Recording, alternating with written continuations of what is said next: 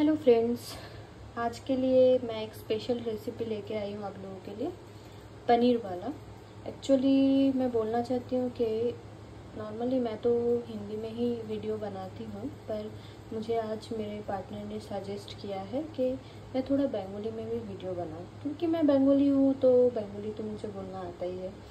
तो इसीलिए आज का वीडियो मैं बंगाली में ही बात करूँगी, ठीक है। तो এই যে আমি পনিরের রেসিপিটা বানাবো, তো এখানে আমি একটা মশলা রেডি করে নিয়েছি। তো এই মশলার মধ্যে যেটা আমি দিয়েছি সেটা হচ্ছে দুটো পেঁয়াজ দিয়েছি, এতগুলো রসুন দিয়েছি, দুটো টমেটো দিয়েছি, এরকম পরিমাণে আদা দিয়েছি। তো এই সমস্ত জিনিসগুলোকে আমি ভালোভাবে চপ করে তারপর আমি এটাকে একটু তেল দিয়ে হালকা নুন আর হলুদ দিয়ে জাস্ট ফ্রাই করে নিয়েছি, মানে কুক করে নিয়েছি, ঠিক আছে। দেন এটার আমি যেটা বানাবো সেটা হচ্ছে, অ্যাকচুয়ালি আপনাদের ভিডিও বানানোর আগে আমি কিছুটা রেডি করে নিয়েছিলাম। তো এটাকে আমি মিক্সারে ভালোভাবে পেস্ট বানিয়ে নিয়েছি, ঠিক আছে। বাকি যেটা আছে সেটারও আমি বানিয়ে নেব।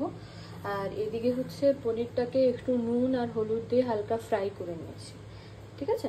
তো এরপর আমি নেক্সট বাই নেক্সট আপনাদেরকে দেখাবো যে আমি কীভাবে বানাচ্ছি।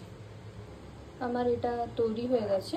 তো কখনো যদি আপনারা এরকমভাবে কিছু ভেজ, যেমন পেঁয়াজ, রসুন, আদা বা কোনো কিছু গ্রেভি বানাতে চান না, যদি একটু সেটাকে তেলে ফ্রাই করে একটু মশলা দিয়ে জাস্ট ফ্রাই করে যদি আপনারা ওটাকে ঠান্ডা করার পর মিক্সারে একটু পেস্ট করে নিন, তাহলে দেখবেন এই পেস্টটা খুব সুন্দর হয়, এটা খেতেও খুব ভালো হয়। অনেকে কী করে বলুন তো, এটাকে একটু ছেঁকে নেয়, মানে লাম যেগুলো থাকে সেগুলো রাখে না। বাট আমি এটাও পছন্দ করি, কারণ আমার মনে হয় যেন ব্যাপারটাকে যদি আমি ছেঁকে নিই তাহলে মশলাটা থাকবে না। মেবি আমার এটা প্রেফারেন্স, তাই আমি এটা করি, বাট আপনারা আপনাদের প্রেফারেন্স অনুযায়ী করুন, ঠিক আছে। আমি মোস্টলি এরকমভাবেই পছন্দ করি।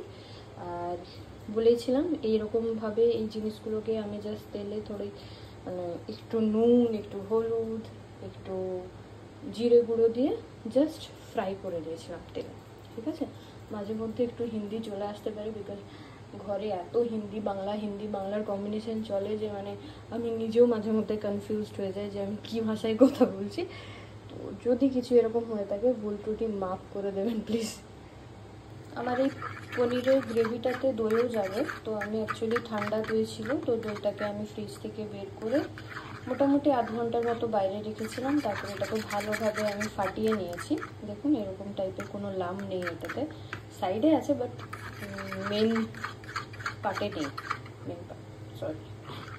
মেন যে লিকুইড ফর্মটা আমি বানাচ্ছি এটাতে নেই, ঠিক আছে।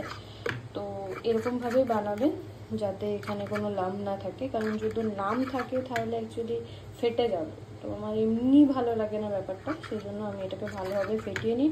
আর অবশ্যই রান্না করার আগে আধ ঘন্টা আগে ফ্রিজ থেকে দইটা বের করে রাখবেন। যদি ঠান্ডা দই আপনি দিয়ে দেন তাহলে পুরো কারিটাই একদম ফেটে যাবে, দইটা একদম ফেটে যাবে, রান্নাটা খুব বাজে লাগবে।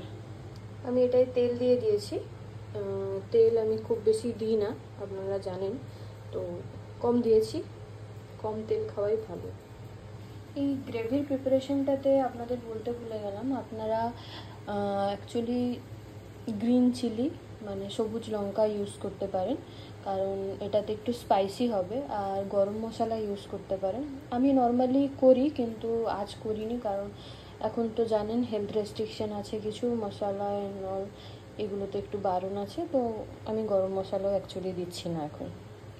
কিন্তু গরম মশলা আর সবুজ লঙ্কা দিয়ে আপনি যদি একটু কষে তারপর এই গ্রেভিটা তৈরি করেন তাহলে খুব ভালো লাগবে। তেল গরম হয়ে গেছে, আমি এর মধ্যে গ্রেভিটা দিয়ে দিচ্ছি। এইভাবে গ্রেভিটাকে দিয়ে একটু নাড়তে থাকবো, কারণ এমনিতেই অ্যাকচুয়ালি গ্রেভিটা অলরেডি কুক, মানে মশলাগুলো অলরেডি আমি পাকিয়ে নিয়েছি ভালোভাবে। তো জানেন তো আমার এখন কী অবস্থা হয়েছে, মানে কি বলবো আপনাদের। যেখানে কাজ করি সেখানে হিন্দি আর বাংলা, আর যেখানে আমি বাড়িতে থাকি সেখানে হিন্দি বাংলা। তো আমি ভীষণভাবে কনফিউজ। আমার কথা বলাও অ্যাকচুয়ালি কনফিউজ, তো মাঝে মধ্যে হিন্দি বাংলা কম্বিনেশন করে আমি শব্দের ইউজ করি, তো প্লিজ প্লিজ প্লিজ একটু অ্যাডজাস্ট করে নেবে। অলরেডি মশলাটা যেন আমার আগে থেকে বানানো আছে, তাই 5 মিনিটের জন্য জাস্ট এটাকে কুক করে একদম মিডিয়াম ফ্লেমে আমি দইটা দিয়ে দেবো। এখন আমি এটাতে 100 গ্রাম দই অ্যাড করে দিলাম, যেটা থেকে গেছে বাটিতে সেটাতে আমি একটু জল দিয়ে আবার দিয়ে দেবো।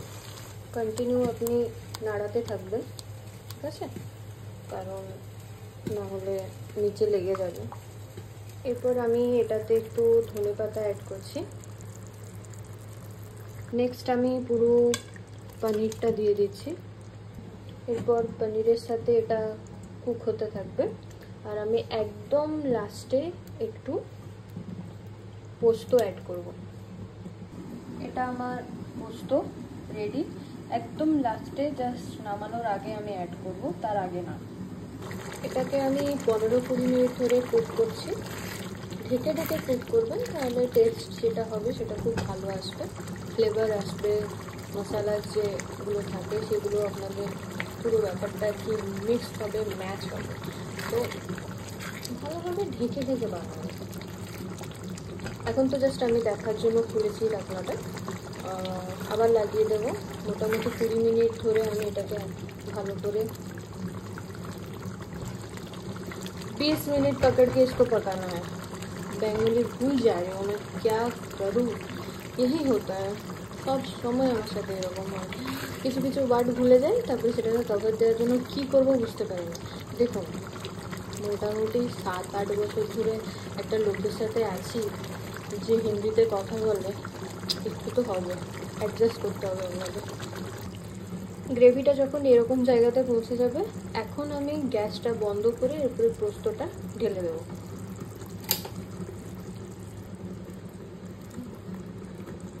পোস্ত ইজ সো এক্সপেন্সিভ, তো একদম ওয়েস্ট করবেন না, পুরোপুরি ভালোভাবে ইউটিলাইজ করবেন একে। এরপর জাস্ট মিক্সড করে আমি ছেড়ে দেবো, আর কিচ্ছু করবো না। আমার পনিরের রান্নাটা একদম ভালোভাবে রেডি। আপনারা এরপর জাস্ট ভাত দিয়ে, রুটি দিয়ে, যেটা আপনাদের প্রেফারেবল সেটাই আপনি খান, কিন্তু আমি গ্যারেন্টি দিচ্ছি এটা অসম অসম অসম অসম অসম খেতে খুব ভালো লাগবে, ট্রাই করুন। থ্যাংক ইউ আজকের ভিডিওটা দেখার জন্য।